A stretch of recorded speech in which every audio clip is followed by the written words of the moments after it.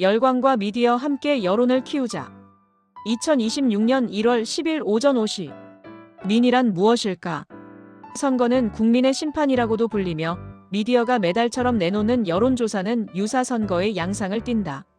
최근에는 SNS의 좋아요가 전례 없는 규모와 속도로 인물과 정책에 심판을 내리고 여론과 선거를 뒤흔들고 있다.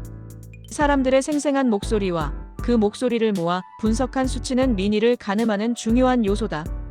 그러나 제한된 시간과 선택지 속에서 표출된 것이라는 점을 고려하지 않은 채 몸을 맡기고 노를 놓아버린다면 항로를 그르칠 수 있다. 되돌아갈 수 없게 되기 전에 지금 멈춰서서 생각해보고자 한다. 지난해 10월 다카이치 정권 출범 이후 SNS는 총리를 비판하는 미디어와 언론인을 향한 분노와 조롱으로 넘쳐나고 있다. 총리의 대만 유사시 발언을 두고는 답변을 끌어낸 야당 의원을 향해 끈질기게 물은 쪽이 나쁘다는 비판이 확산됐다. 관저 핵심 인사가 일본은 핵무기를 보유해야 한다는 견해를 밝혔을 때에는 발언 내용보다 오프 더 레코드 발언을 보도한 것 자체에 관심이 쏠렸다. 안보에 국한되지 않고 여러 현장에서 정권의 문제를 제기하면 집중 포화를 맞는다. 미국 대통령 선거와 효고현 지사 선거에서도 비슷한 장면이 펼쳐졌다. 응원하는 최애라면 무엇을 하든 믿어버린다. 정치의 팬 활동화는 인터넷을 넘어 미디어의 논조에도 영향을 미치기 시작했다.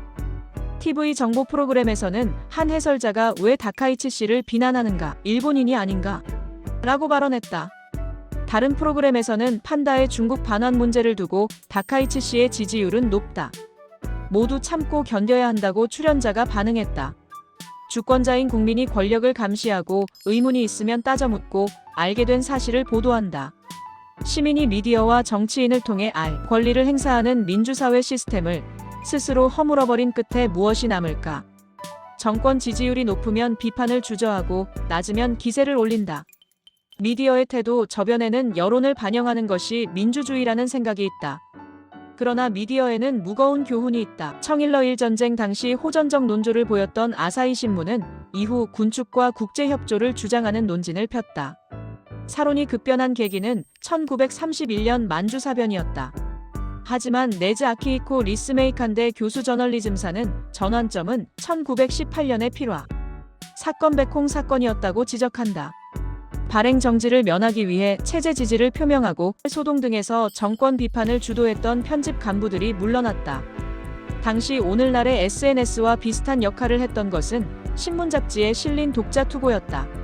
만주사변 직후에는 굼뜨고 우유부단한 외무당국의 최근 태도에 이를 갈고 있는 것은 과연 나 혼자일까? 1931년 9월 27일 자본지와 같은 용감한 표현이 미디어를 채웠다. 비판의 발판이 약화돼 있던 아사히 신문은 떠밀리듯 전선에 있는 가족을 걱정하며 승리를 기다리는 독자를 기쁘게 하는 지면으로 부수를 늘렸다. 비판을 할 수 없는 상황에 빠진 뒤에는 이미 늦고 그 한 걸음 앞에 터닝포인트가 있다는 네즈 교수의 말은 무겁다. 우리는 어디에 발판을 두어야 할까? 그 열쇠 중 하나가 여론이라는 말이다. 사토 다쿠미 조치대 교수 미디어사에 따르면 사람들이 자기 머리로 깊이 생각하고 토론을 거쳐 형성한 책임 있는 의견은 과거 여론이라 불렸고 세상의 분위기나 기분을 나타내는 세론과 구별에 사용됐다. 그러나 선거권이 확대되어 유권자가 늘어나는 가운데 전시체제로 돌입하면서 여론은 세론에 흡수돼 갔다. 전후에는 자가 상용한 자에서 제외되며 두 개념의 차이는 사람들의 의식에서 사라져갔다. 여론의 빈틈을 메우듯 비대해진 것이 사안마다 시민에게 직관적인 찬반을 묻고 그 집합을 국민의 의사로 간주하는 세론이었다.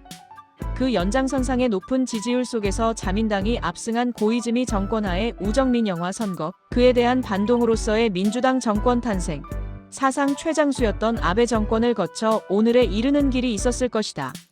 사토 교수는 현대의 SNS에 대해 호불호의 감정이나 말로 표현되지 않는 쾌굴쾌의 정동에 의해 움직이고 있다고 말한다. 그것이 여론조사와 선거로 이어지며 세론을 형성한다. 지금이야말로 우리는 입장을 넘어 함께 여론을 길러야 하지 않을까. 날마다의 뉴스와 게시물의 감정이 요동친다면 먼저 그것이 무엇인지 말로 설명해보려 시도하자. 반사적으로 반응하지 말고 스스로 책임질 수 있는 의견이 될 때까지 정보를 음미하고 말을 고른다. 여자는 미코시에도 쓰인다. 미디어도 SNS에서 발신하는 개인도 한 사람 한 사람이 책임 있는 토론을 벌인다. 잘못될 것 같으면 다시 생각한다. 그렇게 길러낸 의견을 함께 메고 앞이 보이지 않는 바다로 노를 저어 나아간다. 불완전한 우리가 서로 내가 100% 옳다고 믿어버린다면 분열은 커질 뿐이다. 대화의 다리를 놓고 여론을 엮어가고 싶다.